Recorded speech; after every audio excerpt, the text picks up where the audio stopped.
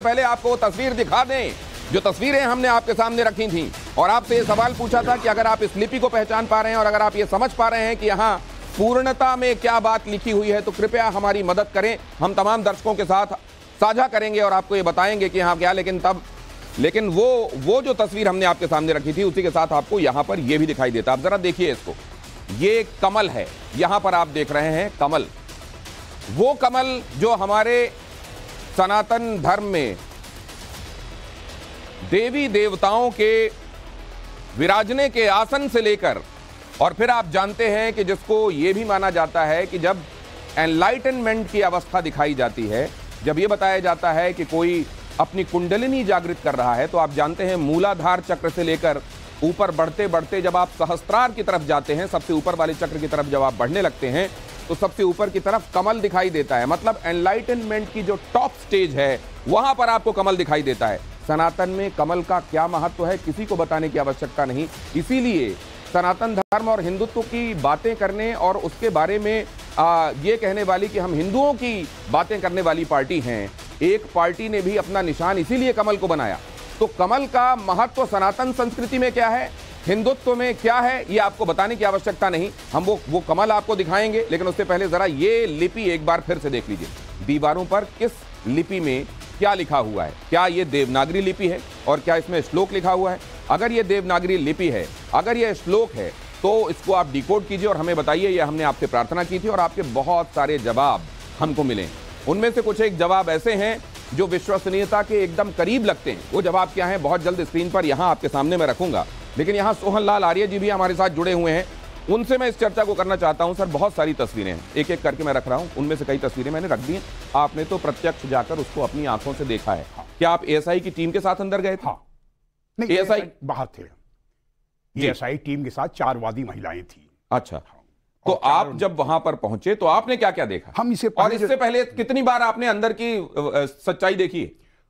हम उसके जहां मस्जिद है उसके पीछे ही रहते हैं। हम उस मस्जिद का कोना कोना एक एक चीज को जानते हैं जो है।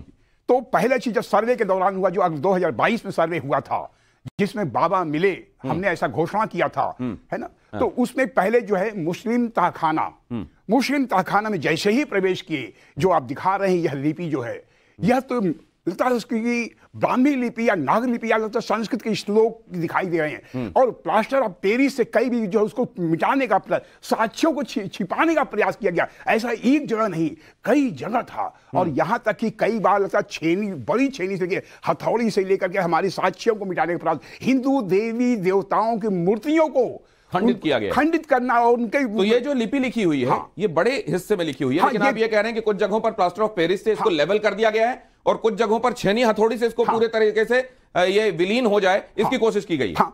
जो छेनी हथौड़ी का प्रयोग कम से कम 50 जगह किया। और आप क्या कह रहे हैं कि या तो ये ब्राह्मी लिपि है या ये नागरी लिपि है, जिससे होकर देवनागरी लिपि निकली है। ये वो लिपियां हैं, मतलब देवनागरी लिपि की जो मदर लिपियां हैं, ये वो लिपियां हैं। कहिए। और ये खंभा जो कम से कम ये 8-10 फीट खंभा था, उसमें ये जैसे ही हम लोग पहली बार प्रयोग कर, यही सामने मिला हम लोग देख के हैरत हो गए कि क्या बात है जो है। और सारे जो हमारे वकील कमिश्नर थे, हमारे जो अधिवक्ता थे, सब के सब पूछते थे कि हाँ ये क्या है, ये क्या है। सारी वादी महिलाएं वहां पर थी जो है, सब पूछते थे जो है। और दूसरी एक पुरानी मकान में ताखा हुआ करता था, उसमें शिवलिंग रहा। मतलब मुस्लिम समाज, हमको हैरत, उसको हटाया क्यों नहीं?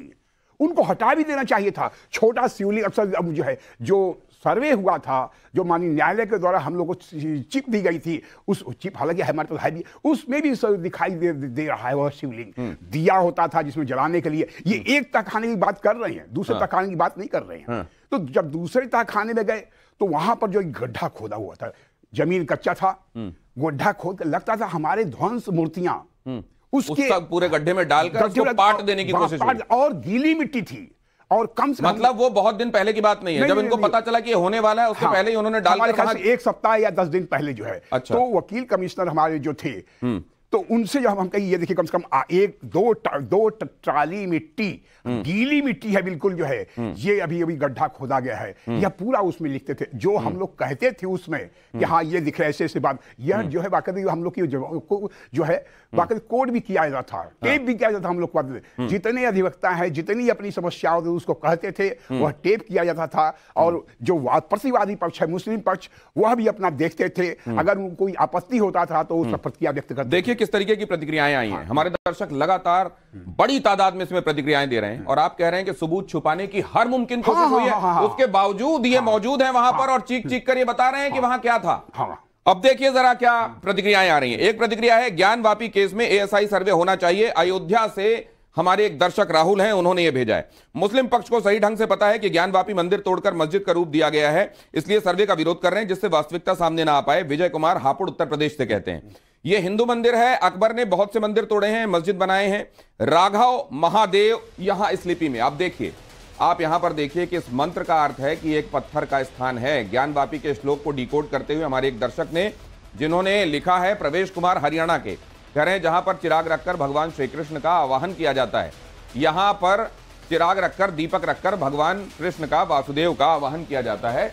पौष्यव राघव से तात्पर्य ये है, उन्होंने अपने हिसाब से इसको डिकोड किया है। श्री राम जी का जन्म पुष्य नक्षत्र में हुआ था, इसलिए पौष्यव राघव, और ये बात सच है, प्रामाणिक है कि भगवान श्री राम का जन्म पुष्य नक्षत्र का बताया जाता है, और पौष्यव राघव ये श्लोक वाल्मीकि रामायण का हो सकता है, ऐसा उन्होंने लिखा है। ये हैं महेंद्र विश्वकर्मा विदिशा से, वो कहते हैं ये श्लोक वाल्मीकि का हो सकता है।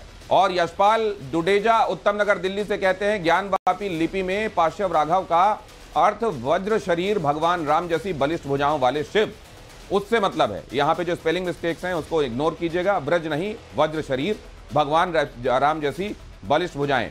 आचार्य राजकुमार सचदेव दिल्ली से कहते हैं देवनागरी पाली भाषा में लिखा, इसका अर्थ है यहां भगवान बाराह की पाषाण मूर्ति है।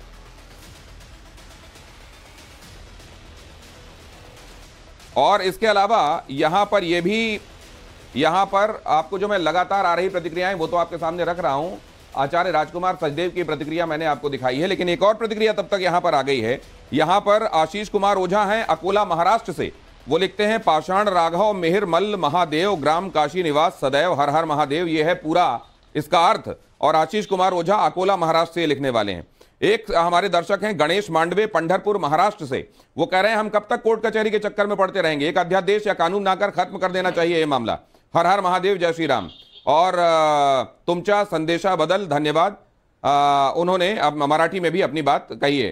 फिर देवनागरी संस्कृत जैसा है, महा के बाद दाहिनी ओर दीवार तोड़ी गई हो तो देव शब्दांश भी हो सकता है। एक बार दिखाइए वो लिपि, दिखाइए जरा एक बार पूरा करके दिखाइए, क्योंकि हमारे दर्शक जो कह रहे हैं उनकी प्रतिक्रिया को उस दीवार पर उत्कीर्ण श्लोक के साथ दिखाइए एक बार प्लीज।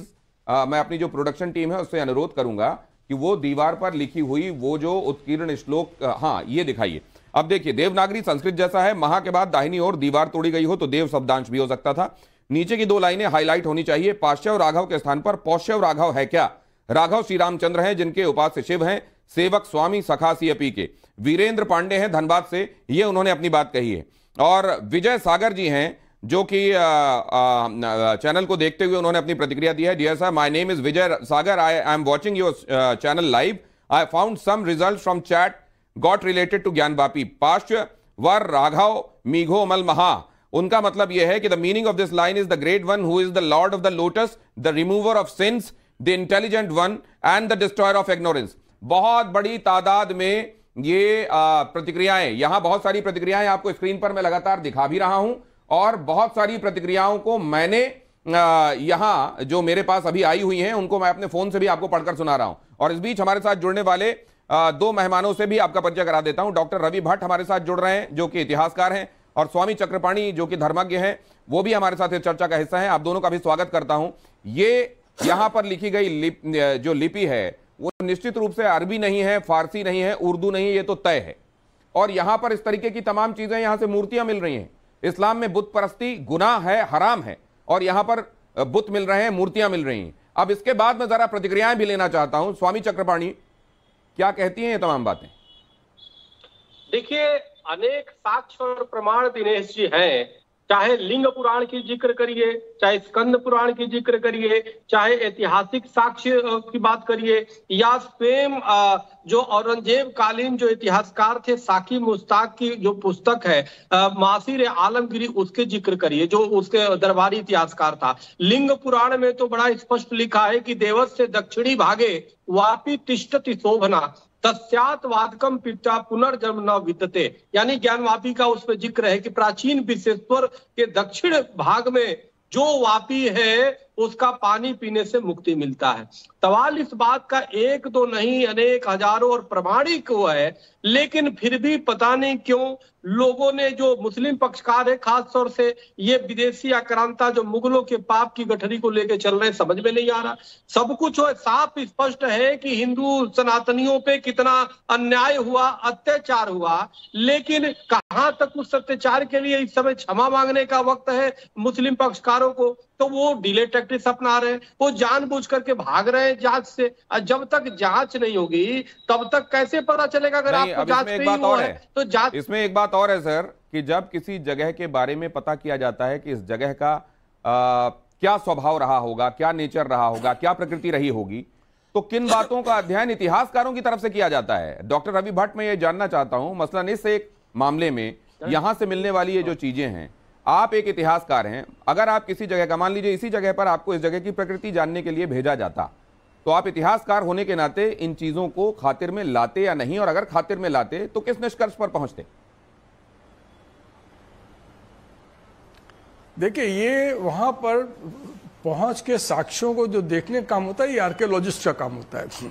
हिस्टोरियन का जो काम होता है, हिस्टोरिकल जो अगर ऐतिहासिक परिप्रेक्ष्य में हम इसको देखने का प्रयास करें तो ये बहुत स्पष्ट रूप से इसके अंदर किसी ढंग की कोई शक की गुंजाइश नहीं है कि यहाँ पर मंदिर था। इसका रीजन क्या है, खुद मुस्लिम इतिहासकारों ने भी लिखा है कि यहाँ पर मंदिर था। हम आपको उदाहरण देना चाहते हो, इतिहासकार जब कोई बात करते हैं तो किसी एक स्रोत की कही हुई बात को फाइनल नहीं माना था, unless it is not re-endorsed, confirmed by different sources, then you reach to a final conclusion।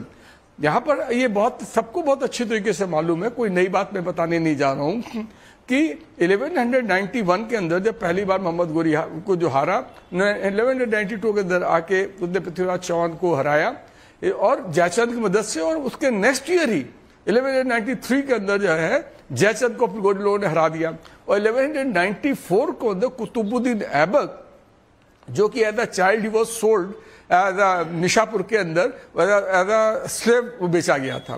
वो जब यहाँ पर आके कमांडर बना दिया जाता है तो वो आके 1194 के अंदर आके वो इसको तोड़ता है। ये डॉक्टर रवि आप ये महत्वपूर्ण बातें बता रहे हैं और इनमें से कई बातें हमारे प्रबुद्ध दर्शकों को पता है। मैं तो आपसे एक बात जानना चाहता हूं कि ये जो इतिहासकारों ने खोजा है, अब जैसे 16 से 69 वाला ये जो फैक्ट है, जाहिर है इतिहास का ये बड़ा फैक्ट है, लेकिन क्या ये अदालत में सबमिसिबल नहीं होता जब इसके बारे में ये कहा जाता है मस्जिद पक्ष की तरफ से कि ये तो 1000 साल पहले से वहां मस्जिद थी, वहां कभी कोई मंदिर नहीं था।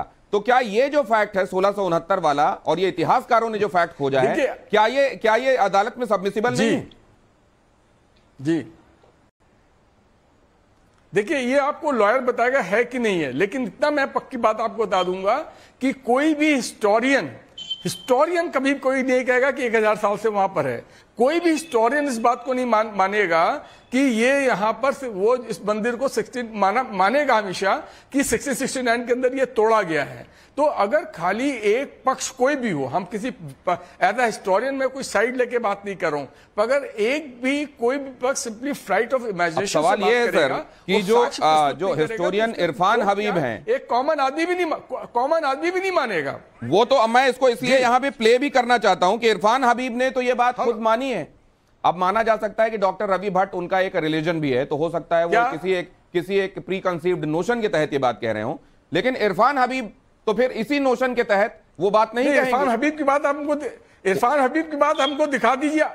उन्होंने कहा है सर, नहीं, इरफान हबीब ने ये बात कहा है कि मथुरा काशी में तोड़े गए। सुनिए, ये तो अब जब से वो शिवलिंग का मिला, जब शिव जी का जी, वरना तो उन्होंने दूसरे देवताओं के नाम दिए थे। वहाँ पे कुछ हिंदू मंदिरों की कुछ कलाकृतियां भी पाई गई हैं। नहीं, ये तो मुझे पता नहीं, हो सकता है। मंदिर तोड़कर औरंगजेब ने गलत किया और वहां पर ये मंदिर थे जिनको तोड़ा गया और उसके ऊपर मस्जिद की ताबीर की गई। ये पूरा इंटरव्यू अगर मैं अभी सुनाने लगूंगा तो देर लग जाएगी, लेकिन इसका लब्बो लुआब और ये मौजूद है ऑन रिकॉर्ड, कोई भी देख सकता है। हर इरफान हबीब टाइम्स नाउ वो सर्च करे और उसको ये मिल जाएगा। तो सवाल ये है कि ये चीजें, ये सत्य हिस्टोरियंस जब कह रहे हैं और ये किताबों में दर्ज है, तो अब आप कह रहे हैं कि इसके बारे में तो वकील बताएगा, तो मैं कोई वकील महोदय जुड़ेंगे तो उनसे पूछूंगा। लेकिन सर, इस तरीके से सामने आंखों के दिखाई देने वाले जो तथ्य हैं, दीवारों पे उत्कीर्ण ये जो श्लोक हैं, वहां पर कमल का मिलना, वाराह की मूर्ति का मिलना, वहां पर बुद्ध का मिलना, उमा महेश्वर की मूर्ति का मिलना, एक मूर्ति का खंडित पैर मिलना, बुद्ध परस्ती जहां हराम है वहां ये सब चीजें मौजूद हैं। उसके बावजूद कुछ लोग ये कह रहे हैं कि ये तो मस्जिद थी और 1000 साल पहले से थी। अब मैं इसको लेकर सोहन लाल आर्य जी के पास आना चाहता हूं। सोहन लाल आर्य, क्योंकि वहां बड़ी तादाद में मुसलमान भाई आपके आसपास रहते होंगे, ऑफ द रिकॉर्ड उनसे बात भी होती होगी, जहां उनको मालूम है कोई कैमरा नहीं चल रहा है, तो वो सच्चाई क्या बोलते हैं? वो तो बार बार ये सच्चाई यो फुहारा ही कहते हैं, अधिकतर फुहारा ही कहते हैं। लेकिन जो बुजुर्ग होते हैं, जो हैं, कहते हैं कि देखा भाई जौन हो न्याय, जौन हो कानून, अपन बात कही जौन हो। लेकिन हमें इस बात पर यह कहना है खास तौर से, एक मिनट उसके पहले से थोड़ा सा आ जाए, तहखाना, तीसरा तहखाना जो जिसमें हम लोग गए थे, व्यास जी का तहखाना। व्यास जी के एक सेकंड मुझको समझाइए। ऊपर जो है एक स्ट्रक्चर जो हमको दूर से दिखाई देता है, ऊपर उसमें डोम है, उसका स्ट्रक्चर है जो मंदिर का स्ट्रक्चर है, ऊपर की तरफ तोड़कर मस्जिद बना दी गई थी। अब उसमें नीचे फर्श होगी, फर्श के करीब से क्या नीचे जाने वाली सीढ़ियां हैं? हाँ, नीचे सीढ़ियां हैं। नीचे प्लेन जमीन है जो कि 10 फीट के ऊपर जो है मलबे से ढक दिया गया था। तो उसमें जो 2 तहखाने थे, उसके अपोजिट साइड में व्यास जी का जो तहखाना था, जैसे व्यास जी के तहखाने, उसमें मगरमच्छ, संगमरमर की मूर्ति पाई गई। संगमरमर की जो है मगरमच्छ माने माँ गंगा की सवारी। और जो आप मूर्ति की बात कर रहे हैं, यह तो मस्जिद से नमाज पढ़ते जाते समय ही करीब ये कमर इतना, यानी कम से कम 2.5 फीट की मूर्ति ऐसे ही पड़ी हुई है। मतलब 8 अप्रैल 1669, यानी लगभग 3-3.5 साल पहले की बात, और मूर्तियां आज भी पड़ी हुई और अभी भी दिखाइए जरा। ये है मूर्तियां, देखिए ये मूर्तियां भी वहां दिखाई। अच्छा, इनमें से कोई मूर्ति है जो वहां पड़ी हुई है सामने जाते हुए? देखिए ये मूर्ति आपको टीवी पर दिखाई दे रही है। बिल्कुल, हाँ, ये उमा महेश्वर। इधर आइए, इधर आइए सोहन लाल जी, इधर आइए प्लीज। मैं आपके साथ यहाँ खड़ा होता हूँ और इसके बारे में प्लीज बताइए, ये कहां पर पड़ी हुई मूर्ति है? ये मूर्ति उमा महेश्वर की है। उमा महेश्वर की ये मूर्ति है, और बगल में इसकी और मूर्ति है जो शिव परिवार है, जिसमें उमा, ये और मतलब गणेश जी, कार्तिकेय जी, नंदी सब दिखाई। हाँ, उसको छेनी से पूरा का पूरा प्लेन कर दिया, पूरा छेनी हथौड़ी से प्लेन किया हुआ दिखाई था। प्रत्यक्षम किम प्रमाण, हर लोग देख सकते हैं। तो मतलब ये जो इसके नैन नक्श नहीं दिख रहे हैं, क्या उसको तोड़ा गया है? हाँ, तोड़ा गया, उसे छीला गया है उसको, जो है। और तो और बहुत से प्लास्टर ऑफ पेरिस से, व्हाइट सीमेंट से उसको प्लेन कर दिया गया है। ये जो है बाकायदे जो है उसको जो है साक्ष्यों को मिटाया गया है। एक बार नहीं, कम से कम 50 जगह मिटाने का प्रयास हुआ है जो है। तो ये वाली मूर्ति आप जो कह रहे हैं कि जहां से होकर ये नमाजी लोग जाते हैं, जहां अंदर नमाज पढ़ने के लिए, नहीं, ये मूर्ति नहीं, जो पैर वाला मूर्ति, संगमरमर की मूर्ति की बात दिखाई। संगमरमर की मूर्ति, वो संगमरमर की मूर्ति क्या मगर की मूर्ति? वो जो है हमारे, वो इंसान की मूर्ति, मतलब देवी इंसान की प्रतिकृति बनाने की, वो देवी या देवता की, और वो संगमरमर की है, और वो नमाजी जहां से जाते हैं वहीं पड़ी हुई है। सीढ़ी चढ़ने के मार्ग की बगल में नीचे जमीन पड़ा हुआ है, और वहीं पर पुलिसकर्मी पहरा भी देते हैं। अच्छा, समस्या ये है कि सारे पुलिस अधिकारी वहां पर वहीं पहरा देते हैं, और मुश्किल से 2 फीट के दूरी पर अपनी ड्यूटी देते हैं। वो वैसे ही पड़ी हुई है। जब हम लोग सर्वे के दौरान गए अपने वादी महिलाओं के साथ, हमारे वादी अधिवक्ता थे, प्रतिवादी अधिवक्ता थे, वही पड़ी हुई थी। हम देख के हैरत में आ गए कि क्या हो रहा है इस देश में। जो है लोग कहते साक्ष्य नहीं है, हमारी जो गौरवमयी शानदार संस्कृति और विरासत का ये प्रकटीकरण, ये है साक्ष्य। देख के आंसू, हमारा रोंगटा खड़ा हो गया, आंसू बहाने निकले कि आखिर क्या हो रहा है। तो अब मुझे ये बताइए कि जब आप अंदर, ये दूर से जो दिखता है, एक सेकंड उधर दिखाइए, फुल फ्रेम में यहां दिखाइए, जो दूर से दिखता है वो तो ये है, ये दूर से ही, ये पश्चिमी दीवार है।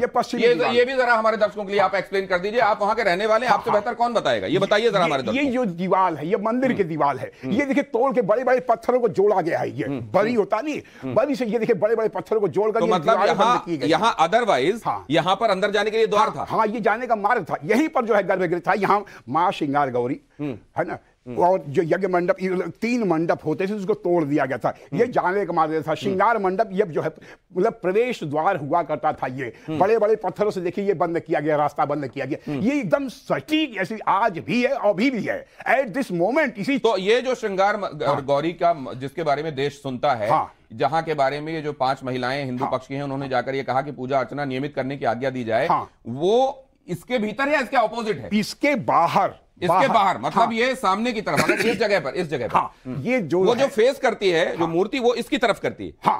अच्छा, दरअसल ये जब जो है 8 अप्रैल 1669 को तोप से जब यह मंदिर तोड़ा गया, तो उसके जो मलबे गिरे वह लगभग 15 फीट है और 24 फीट लंबा है। तो उन जो लगभग 4 फीट ऊंचा जो मलबे हो गए, उस मलबे को वहां पर जो है एक प्रतीक मान करके, उसको मां श्रृंगार गौरी के ड्योढ़ी मान करके वहां पूजा की जाती है। इसमें वर्ष में एक बार नवरात्र चतुर्थी को पूजा की जा रही है। नवरात्रि में चतुर्थी को पूजा होती है श्रृंगार गौरी की। इस जगह पर जो मंदिर का स्ट्रक्चर था, उसको 8 अप्रैल 1669 को जब तोप से तोड़ा गया, उसका जो मलबा गिरा वो 15 फीट तक बिखर गया। उसका एक मलबे का जो हिस्सा था, उसको मूर्तियों समेत एक जगह रखा गया। उसको श्रृंगार गौरी की ड्योढ़ी मानते हैं। जो बड़े बड़े पत्थर हैं, उनको ये प्रतीक माना गया। और हम ये चाहते हैं ASI ही ज्ञानवापी समस्या का हल है, क्योंकि खास तौर से पूरे देश को मानना चाहिए आखिर ज्ञानवापी समस्या का हल क्या है, ज्ञानवापी का सच क्या है। सच यही है। नहीं, लेकिन वहां पे कोर्ट में दलील ये दी गई है कि ज्ञानवापी की समस्या का हल ASI है। इस बारे में उद्धृत करते हुए हिंदू पक्ष की तरफ से कोई बात नहीं रखी गई। क्या ये सच है? नहीं, देखिए, हम अपनी बात कह रहे हैं कि ज्ञानवापी ही समझ जो है ASI के माध्यम से सर्वे कमीशन है, वही समस्या का हल है। क्यों कि खास तौर से जो 3 ऊपर गुंबद है, वह उसका आयु निर्धारण, उसके नीचे 3 शिखर हिंदू शिखर है, वह तीनों शिखर इस भव्य मंदिर, दिव्य मंदिर क्या हिस्सा है। 3 शिखर भी यथावत है। ये जो आप देख रहे हैं, ये 3 शिखर जो है, ये इधर वाले, ये 3 गुंबद है, 1, 2 और वो 3। ये 3 गुंबद है। और यही 3 गुंबद हमारे मंदिर की दीवारों पर है। उसकी कोई नींव नहीं है श्रीमान, उसकी कोई नींव नहीं है। हमारे मंदिर के दीवारों पर है, अवस्थित है। मतलब हमारे मंदिर की दीवारों की नींव है। लेकिन यहां पर जो ये गुंबद है, ये गुंबद जो 3 गुंबद दिखाई दे रहे हैं, ये मंदिर की दीवारों पर अवस्थित हैं। इनकी आयु निर्धारण से ये पता चल जाएगा कि ये डिफरेंट सब्सटेंस है, ये डिफरेंट सब्सटेंस है। और इस वजह से ये बात ये प्रामाणिक रूप से स्थापित हो पाएगी कि इसको तोड़कर मस्जिद का निर्माण किया गया। इधर वाली इसके बारे में भी कुछ बताएंगे हमारे दर्शकों को? ये सब पूरे दीवार, मंदिर की दीवारें हैं सब पूरा। वो हमको याद है कि 1987 में वह इधर चूना छूने का प्रयास, ये देखिए चूना छुआ गया है इधर। ये नीचे दरवाजे को जो है, ये पहले लकड़ी, इसको चूने से पोता गया है। ये लकड़ी का दरवाजा था पहले, ये वाला। नहीं, ये जो दिख रहा है, ये यहाँ ये लकड़ी का दरवाजा था पहले, और बाद में इसको लोहे का दरवाजा रखा गया जो है। अच्छा, है ना। ये चूने का, तो जैसे ही हम लोग को लकड़ी का दरवाजा जो मूल मंदिर है उसका हिस्सा था। नहीं, दरवाजा था। अब किसने लगाया उसके बारे में हमारे पास पुष्ट जानकारी नहीं। तो ये चूना क्यों लगाया गया? चूना ये इन सारे साक्ष्यों को मिटाने का प्रयास। मतलब कोशिश ये थी कि यहां से पुताई करके शुरू करो तो पूरे को सफेद कर दो। लेकिन जैसे ही तो यही था। यही था कि ये अभी ये दिखता है कि ये सफेद है और ये गेरुआ सा है, तो पोत के सबको सफेद कर दो। हम लोग को जैसे ही मालूम, ये घटना 1988-87 की है। जैसे ही हम लोग को मालूम चला, हम एक संगठन के वाइस प्रेसिडेंट थे, हम उसका नाम नहीं लेना चाहते हैं। हम उसके जैसे ही हम लोग 50 लोग जिताकर गए, चूना गिरा दिया, उसको मार के भगा दिए। तत्काल प्रशासनिक अधिकारी आए, हम लोग पकड़ के क्या कहो कि ये हो, उसमें रोक दिया गया। उसमें जिलाधिकारी भी, नाम उनका भी नहीं ले रहे हैं, उन्होंने रोक दिया तत्काल। ये हमारा जो है बच गया, नहीं तो दोनों एक साथ। अब जरा इसको लेकर मैं स्वामी चक्रपाणी के पास जाता हूं। स्वामी चक्रपाणी, ये विस्तृत विवेचना की गई उनकी तरफ से, जो वहां के रहने वाले हैं, जो ये मंदिर या इसको जो लोग मस्जिद कहते हैं, जो भी समझ लें, इस स्ट्रक्चर के करीब रहते हैं और दिन रात, सुबह दोपहर शाम इसको देखा करते हैं, तब से जबकि वो बाल्यकाल भी वहीं बीता है और अब तो इनकी उम्र भी काफी बुजुर्ग भी हैं। और ये बता रहे हैं कि यहां पर तो ये तक कोशिश हुई कि पूरे से चूने से पुताई करके सफेद कर दो इसको। बिल्कुल दिनेश जी, माननीय रवि भट्ट जी, सोहन लाल आर्य जी ने वहां पे काफी समय व्यतीत किया और इनके अथक प्रयास और परिश्रम के बल पे ही निश्चित रूप से वहां पे जो सबूत दिखाई दिए हैं, जो पहले जो शिवलिंग निकला, पहले जो जांच हुई, उस पे इनका श्रेय बहुत जाता है। और निश्चित रूप से सोहनलाल आर्य जी ने वहां पे बहुत अपना समय लगाया है और सच्चे भगवान शिव के भक्त भी है।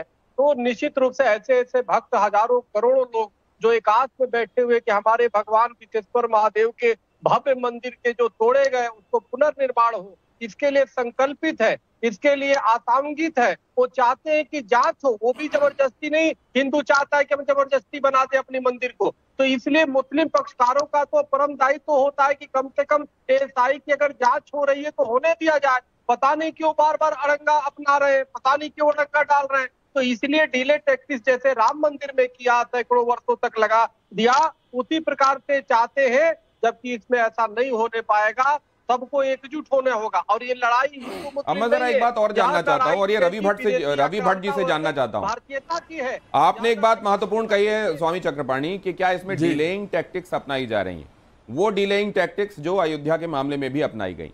और क्योंकि ये जो सर्वे है एएसआई का, इससे दूध का दूध और पानी का पानी हो जाएगा, इसलिए जो मस्जिद पक्ष है, मैं इसको मुस्लिम पक्ष नहीं कहूंगा, और वो इसलिए नहीं कहूंगा कि सबके सब जो मुसलमान भाई हैं, ऐसा नहीं है कि बहुत सारे मुसलमान भाई ऐसे हैं जो ये कहते हैं कि अगर यहां पर पूजा होती रही है और ये मंदिर रहा है और इसको तोड़कर मस्जिद बनाई गई है जैसा कि इतिहास कहता है, तो ये हिंदू भाइयों को दे देना चाहिए, बगैर किसी मसले मुकदमे के दे देना चाहिए, वो यहां पूजा अर्चना करें। लेकिन बहुत सारे लोग ऐसे हैं जो ये कहते हैं कि इसको लेकर अदालत में जाना चाहिए, वहीं पर स्थितियां साफ होंगी। तो मैं इसको मस्जिद पक्ष कहूंगा। तो मस्जिद पक्ष के बहुत सारे लोग जो हैं वो ये कहते हैं कि 1000 साल पहले से यहां पर मस्जिद है, यहां कभी मंदिर नहीं था। तो इतिहास की किसी किताब में तो यह उल्लेख होता कि 1000 साल पहले से यहां पर एक मस्जिद थी। रवि भट्ट साहब, आप तो हिस्टोरियन हैं, आपने तमाम किताबें पढ़ी होंगी, किसी भी किताब में कहीं जिक्र है कि 1000 साल पहले से यहां काशी विश्वनाथ मंदिर के करीब यहां पर एक मस्जिद थी? इस्लाम का उदय कब हुआ और इस्लाम भारत में कब आया और कब इस्लाम प्रभावी ढंग से इस्लाम का प्रभुत्व यहां पर शुरू हुआ, आप अगर उसकी टाइमलाइन को देख लीजिए तो आपको हंसी आएगी इस ढंग का तर्क अगर कोई दे रहा है तो। ये हजारों साल से यहां पर था। पहली मस्जिद केरल के अंदर बनी थी, तो आप 1000 साल से आप कैसे ला सकते हैं? जो कह रहा है वो अपने आप में ये सेल्फ कॉन्ट्रोडिक्टरी स्टेटमेंट दे रहे हजारों साल से यहां पर है, नंबर 1। नंबर 2, मैं यहां पर एक बात बहुत ही अपने जोरदार ढंग से कहना चाहूंगा कि वहां पर जो, जैसा कि आप बता रहे थे, सोहन लाल जी बता रहे थे कि आप अगर वहां पर साइट पे जाकर आप देखते हैं तो अपने आप में इतना कन्विंसिंग है कि किसी को कन्विंस करने की आवश्यकता नहीं है। ये मैं एज अ हिस्टोरियन नहीं, एज अ कॉमन मैन कह रहा हूं। और एज अ हिस्टोरियन में यहां पर यह कहना चाहूंगा कि ऐतिहासिक तथ्यों को अगर आप देखेंगे तो, जैसा कि मैं पहले बताने की कोशिश कर रहा था कि 94 से लेके आप जब शुरू होते हैं, उसके बाद में 1230 के अंदर गुजराती मर्चेंट को बनाता है, उसके बाद अकबर के ऊपर जब राजा मान सिंह बनवाने की कोशिश करते हैं, उसको यहाँ के ब्राह्मण एक्सेप्ट नहीं करते हैं, फिर राजा टोडर में 1585 के अंदर बनाते हैं नारायण भट्ट की सहायता से। उसके बाद में आप जहांगीर के टाइम पे आप आइए, जहांगीर के टाइम के ऊपर राजा वीर सिंह देव जो थे वो कोशिश करते हैं। उसके बाद में आपको 48 के अंदर ये बात है, 1748 के अंदर आपको मल्हार राव होलकर जो कोशिश करते हैं, तो अवध के राजा जो थे सफदरजंग, उस समय ये बनारस उनके अंडर में आता था, उन्होंने इसको नहीं बनने दिया। उसके बाद अहल्याबाई ने इसको किस ढंग से 1780 के अंदर बनाया, फिर रंजीत सिंह ने कैसे 1 टन सोना इसके ऊपर लगाया। तो ऐतिहासिक तथ्यों को तो आप किसी ढंग से नकार ही नहीं सकते। अगर ऐतिहासिक तथ्यों पे आप जाएंगे तो ये 2 घंटे के अंदर मुकदमा खत्म हो जाएगा। ये जो कंट्रोवर्सी क्रिएट की जा रही, कंफ्यूजन क्रिएट किया जा रहा मस्जिद पक्ष की तरफ से, वो कहीं पर स्टैंड ही नहीं करेगा अगर ऐतिहासिक तथ्यों की आप बात करते हैं। और एक नहीं, आपके जो वो औरंगजेब के वक्त के अंदर जो, एक तो कोर्ट, देखिए इंडिया के अंदर हिस्ट्री लिखने की परंपरा नहीं रही है, यहां पर ज्यादातर कोर्ट हिस्टोरियन लिखते थे, और कोर्ट हिस्टोरियन जो होता था अपने मास्टर्स को खुश करने के लिए लिखते थे। लेकिन ये जो औरंगजेब के टाइम पे उनके समकालीन जो इतिहासकार था और कोर्ट हिस्टोरियन नहीं था, उन्होंने भी इस तथ्य की पुष्टि करते हैं कि यहां पर मंदिर था जिसको कि औरंगजेब ने इसको के ऑर्डर से ये तोड़वाया गया था। तो ऐतिहासिक तथ्य जितने भी हैं उनके अंदर कोई शक की गुंजाइश नहीं है। आप यहां पर मंदिर के अंदर जो आपको जो मस्जिद के अंदर ज्ञानवापी के अंदर, और फिर आप देखिए ज्ञानवापी टर्म जो है, आप जैसा कि अभी इन्होंने बताया, स्कंद पुराण के अंदर, अगर वो इतिहास के अंदर नहीं आता है लेकिन स्कंद पुराण के अंदर काशी, आपने महत्वपूर्ण बात कही है कि आपने मूल प्रश्न पूछा था सर, उसका जवाब आपने बहुत सटीक तरीके से दिया कि इतिहास की किसी किताब में तो ये मिलता, और जिन लोगों को ये मालूम है कि इस्लाम का प्रवेश हिंदुस्तान में कब हुआ था, या जिनको ये मालूम है कि पहली मस्जिद केरला में कब बनी थी, जिनको ये टाइमलाइन मालूम है, वो कभी भी ये बात नहीं कहेंगे कि 1000 साल पहले से यहां पर एक मस्जिद थी। लेकिन फिर भी ये बात कही जा रही है, ढिठाई देखिए। लेकिन ये ढिठाई है तो अपनी जगह है। लेकिन मैं अभी एक दूसरी बात कहना चाहता हूं, सिर्फ इतना ही नहीं मिला, ये दीवारों पर उत्कीर्ण श्लोक अपनी जगह है, इसकी लिपि ब्राह्मी नागरी, मैं आ रहा हूं सर आपके पास, वो अपनी जगह है, उमा महेश्वर की मूर्ति अपनी जगह है, एक खंडित मूर्ति का पैर अपनी जगह है। और अब अगली बात दिखा देता हूं आपको, जो मैंने लगातार दर्शकों को दिखाई और एक बार फिर से आपके सामने रख रहा हूं और आपकी प्रतिक्रियाएं भी आपको दिखाऊंगा।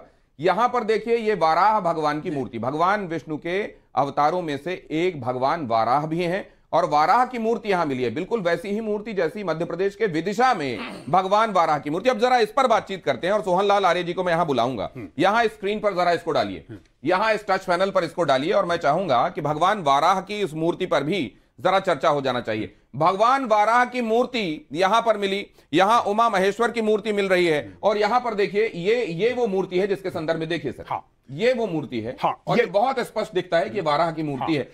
एक तो मूर्ति है, बुत परस्ती जहां गुनाह और हराम है वहां मूर्ति है, और दूसरे वो भगवान विष्णु की मूर्ति है। अब बताइए आप। ये व्यास जी के तहखाने में मूर्ति ये है। अच्छा। और सीधे जो विशाल नंदी है, ठीक उसके सामने व्यास जी का तहखाना है, ठीक उसी के साथ। हमारे ख्याल से नंदी से इस मूर्ति की दूरी 20 फीट होगी, ज्यादा नहीं, मात्र 20 फीट। 21 नहीं, 19 नहीं, 20 होगा, इतना परफेक्ट बतला रहे हैं। हाँ, ये मूर्ति सामने व्यास जी के तहखाने में है। व्यास जी का तहखाना जो है, यहां पर उसको क्या व्यास जी के तहखाने को भी पूरने की, ढांकने की कोशिश की गई है? बिल्कुल बिल्कुल बिल्कुल। यहां तक कि जो है पूरा सामान जो है, प्रशासन जो है, केवल सभी तहखाने हिंदू पक्ष में थे, लेकिन 19 जब ढांचा ढहने के बाद प्रशासन सबकी चाबी जो है ज्ञानवापी इंतजाम मसाजिद को दे दी। अब ये जो है ज्ञानवापी का इंतजाम जो है वो मसाजिद को दे दिया गया। उसके बाद मसाजिद वाले वो कुछ भी करने के लिए स्वतंत्र थे। उन्होंने उत्कीर्ण श्लोकों पर छेनी हथौड़ी चला दी, कुछ जगह जहां बच गए वहां बच गए, वरना प्लास्टर ऑफ पेरिस से उसको लेवल करने की कोशिश की। और ये जो वाराह की मूर्ति है, ये केवल हिंदू पक्ष के पास आ गया, मतलब केवल व्यास जी का तहखाना व्यास जी के पास। लेकिन 93 में भी व्यास जी को भी निकाल दिया गया।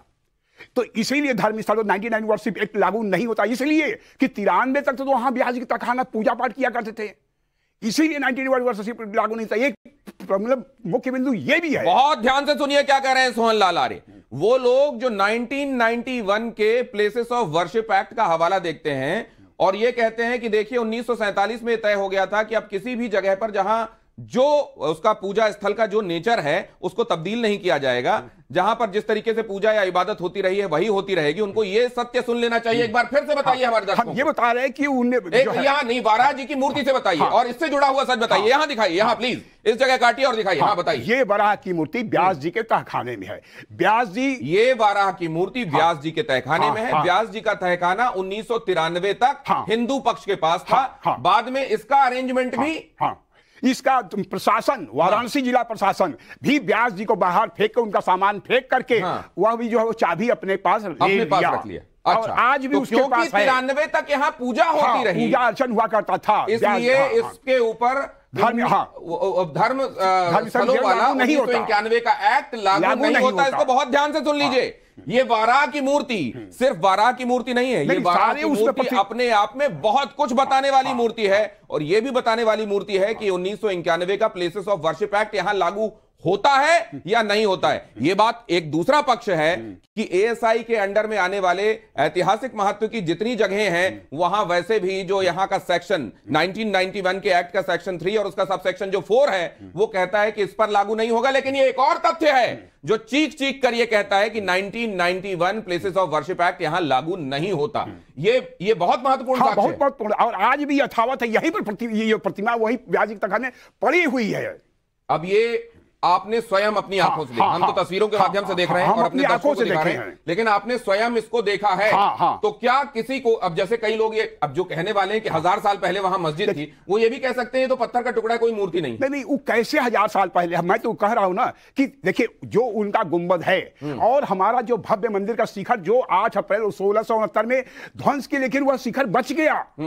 उन शिखरों का आयु निर्धारण किया जाए और उनके गुंबद का आयु निर्धारण किया जाए। हमारा जो शिखर है, हमारा जो हिंदुओं का शिखर है, उसका आयु निर्धारण कम से कम 2000। सोहन लाल आर्य जी जो आप कह रहे हैं, हमको उसके हिसाब से तो ये लगता है कि जो लोग ये कह रहे हैं कि 1000 साल पहले से यहां मस्जिद थी और यहां पर कभी किसी मंदिर को तोड़कर मस्जिद नहीं बनाई गई। अगर यह बात सच है तो यह वैसी ही सच है कि मेरा नाम दिनेश गौतम नहीं है, इनका नाम सोहनलाल आर्य नहीं है, हमारे साथ रवि भट्ट अभी हिस्टोरियन नहीं जुड़े हुए हैं, और हमारे साथ स्वामी चक्रपाणी भी इस चर्चा का हिस्सा नहीं है, और इस समय हम ज्ञानवापी के बारे में नहीं, मंगल ग्रह के बारे में बातें कर रहे हैं।